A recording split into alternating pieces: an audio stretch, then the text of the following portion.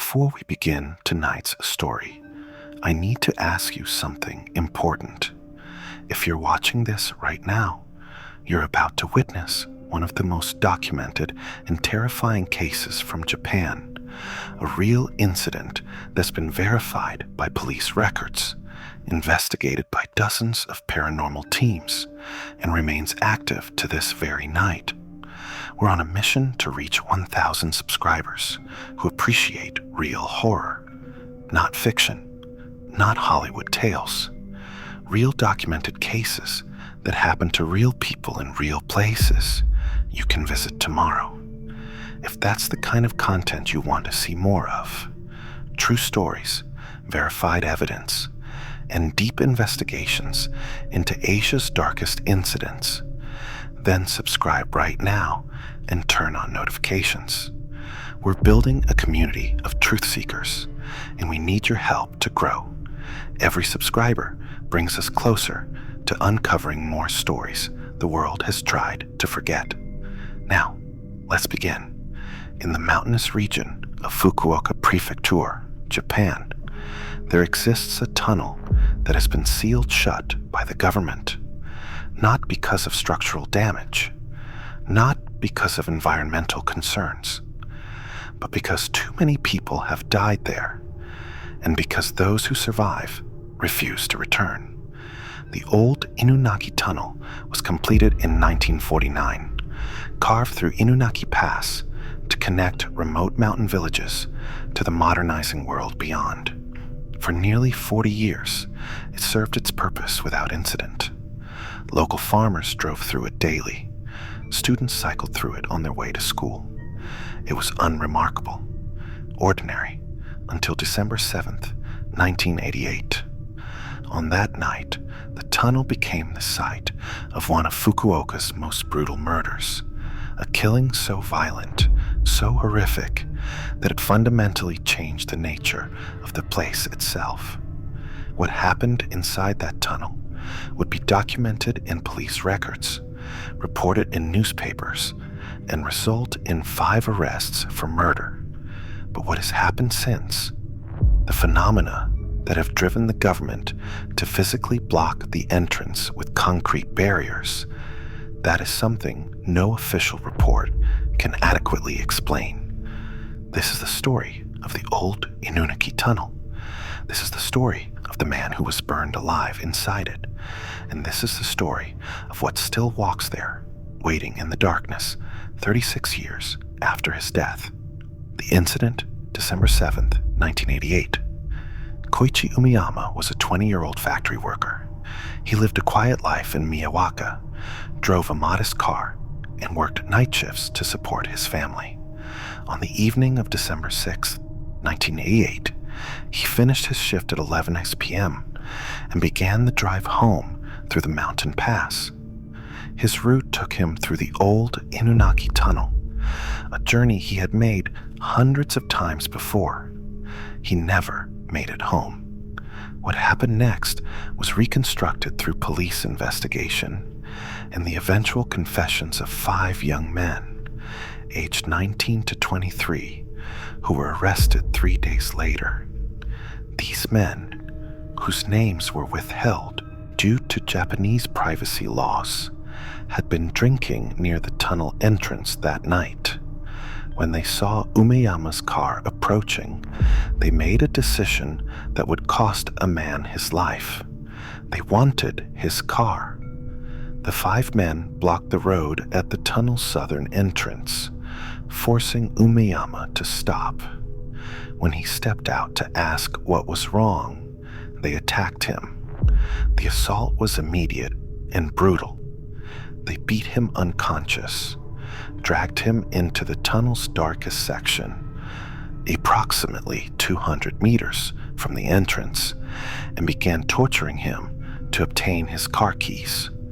For reasons that remain unclear, the torture escalated beyond robbery. The men poured gasoline, brought from one of their own vehicles, over Umeyama's body. Then they set him on fire. Police reports state that Umeyama was still alive when the flames began. Witnesses living near the tunnel reported hearing screams that night. Screams that echoed through the mountain pass for what seemed like minutes, though fire investigators later estimated Umeyama would have lost consciousness within 30 to 45 seconds. The screaming, they said, should not have lasted as long as witnesses reported.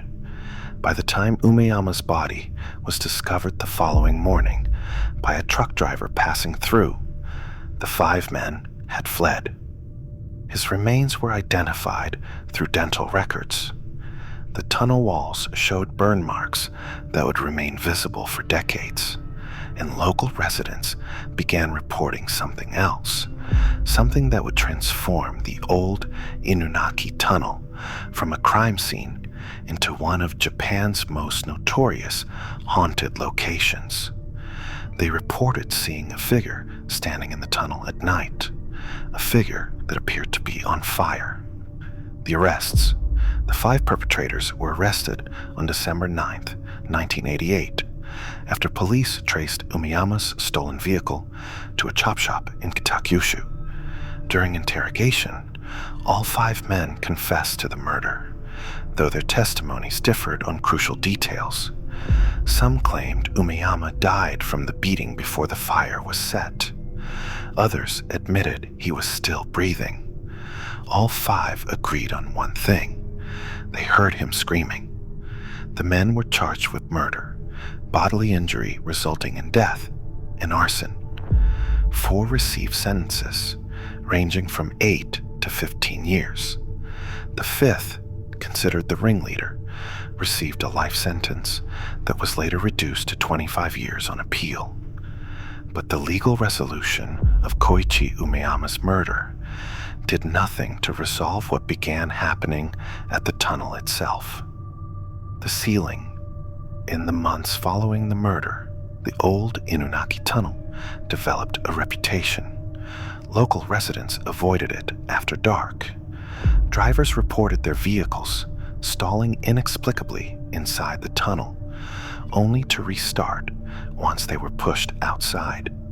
Motorcyclists felt sudden temperature drops, from comfortable autumn weather to below freezing within the span of 10 meters. And people began seeing him. The first documented sighting came in March 1989, 4 months after the murder. A delivery driver passing through the tunnel at 2:00 a.m. reported seeing a man standing in the center of the road, approximately 200 meters inside, exactly where Umeyama's body had been found. The driver slammed on his brakes, stopping just meters from the figure. He described it as a young man, wearing what appeared to be work clothes, standing perfectly still, with his back turned. When the driver honked his horn, the figure did not move. When he opened his door to call out, the figure began to turn around. The driver reported seeing the man's face, burned black, with skin hanging from exposed bone, and eye sockets that reflected the truck's headlights like empty glass. Then the figure began walking toward the truck.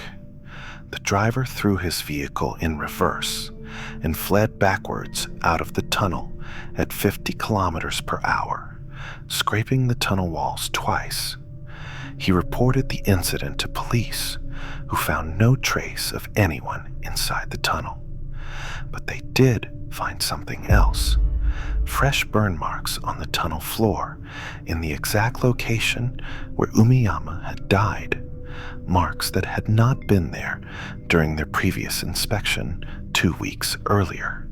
By 1995, the sightings had become so frequent and so consistent that the Fukuoka prefectural government made the decision to seal the tunnel permanently. The official reason given was structural instability. The real reason, according to a former municipal official who spoke to paranormal investigator Takeshi Yamada in 2008, was that too many accidents were occurring and all of them happened in the same spot. The government installed concrete barriers at both entrances, erected chain-link fencing, and posted warning signs declaring the area off-limits. The new Inunaki tunnel, completed in 1992, had already bypassed the old route, and there was no practical reason to keep the old tunnel open. But sealing the tunnel did not stop the phenomena. If anything, it intensified. The paranormal investigations between 2000 and 2024, at least 17 documented paranormal investigation teams visited the old Inunaki tunnel, climbing over or cutting through the barriers to access the interior. Most of these investigations were filmed and posted to Japanese video sharing sites.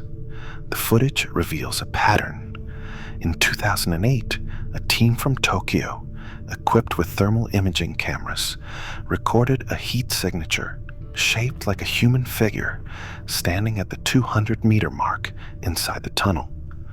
The signature registered temperatures exceeding 300 degrees Celsius, hot enough to melt synthetic fabrics. When the team approached to within 20 meters, every piece of electronic equipment they carried simultaneously shut down. Cameras, recorders, flashlights, and cell phones, all dead. When they retreated and crossed back over the tunnel entrance threshold, everything powered back on. The thermal footage, preserved before the shutdown, shows the heat signature beginning to move toward them before the recording cuts to black. In 2015, a university student named Hiroki Tanaka attempted to spend an entire night inside the tunnel as part of a documentary project. He entered at 10 p.m. with a camera, sleeping bag, and provisions. At 2:47 a.m., his camera, set to continuous recording, captured him suddenly sitting upright and staring at the tunnel's darkness beyond his light. For 43 seconds, he doesn't move. Then he speaks, his voice flat and emotionless. "It's here. It wants me to look. It wants me to see what they did." The camera shows nothing else in frame. Tanaka begins screaming and runs toward the tunnel exit, leaving all his equipment behind. He was found by police the following morning, sitting outside the tunnel entrance, non-responsive. He was hospitalized for psychological evaluation and spent 2 weeks in psychiatric care. He has never publicly discussed what he saw. His equipment, when retrieved, showed burn damage to the camera lens, despite the device having been turned off. The 2023 incident, the most recent widely reported encounter, occurred in August 2023, when 4 high school students from Osaka bypassed the barriers as a test of courage, a common practice among Japanese youth seeking paranormal experiences. They entered the tunnel at dusk, equipped with flashlights and smartphones, intending to walk to the 200-meter mark where the murder took place. They made it approximately 150 meters before one of the students, a 17-year-old girl identified only as MK in police reports, began crying and refused to go further. She told her friends she could smell gasoline and burning flesh. The others smelled nothing.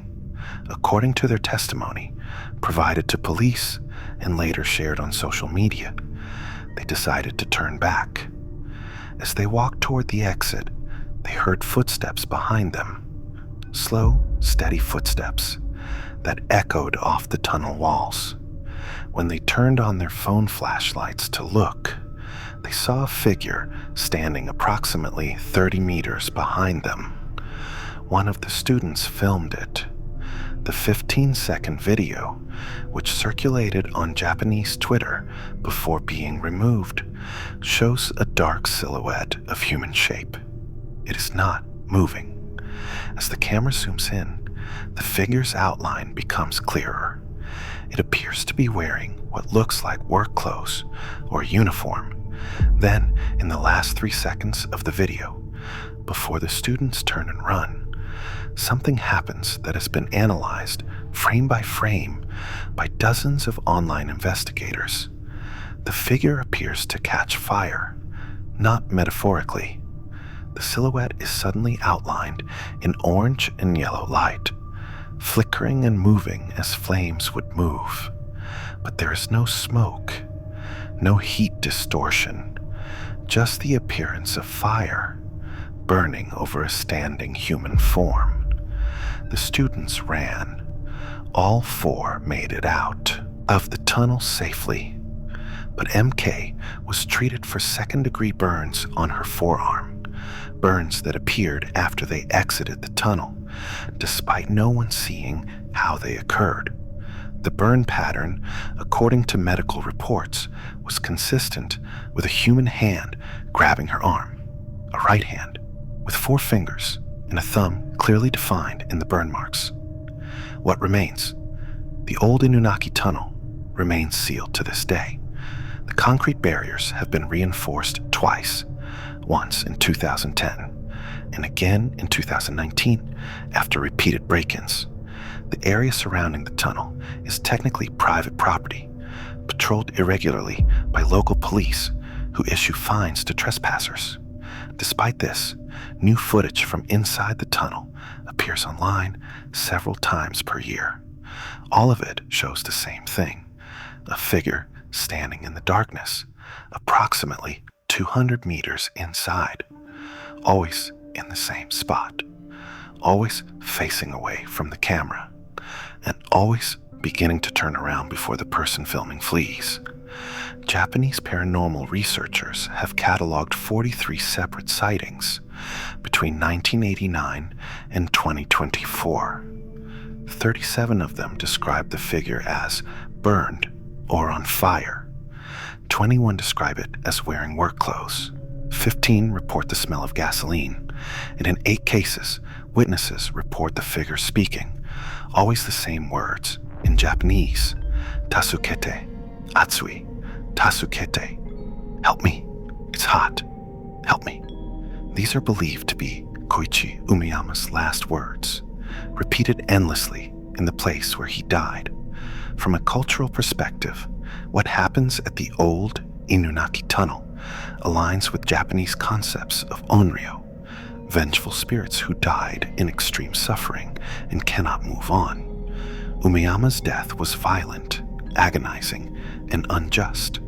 According to Shinto and Buddhist traditions, such deaths create spiritual anchors, binding the deceased to the location of their trauma.